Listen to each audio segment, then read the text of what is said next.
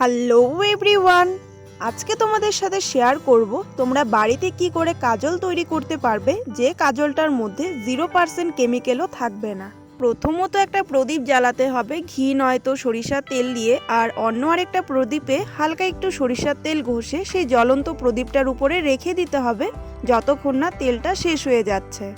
আর যতক্ষণে ওই প্রদীপটার তেল শেষ হবে ততক্ষণে তোমরা লক্ষ্য করবে উপরের প্রদীপটাতে মোটা একটা পরত জমে যাবে কালির।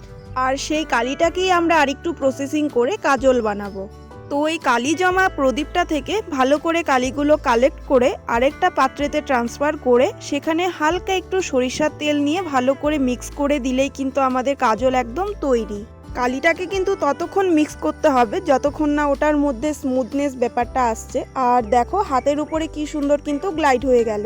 দেন ওটার মধ্যে 5 মিনিট জল রেখে ফেলে দিলেই কিন্তু তৈরি আমাদের কেমিক্যাললেস কাজল।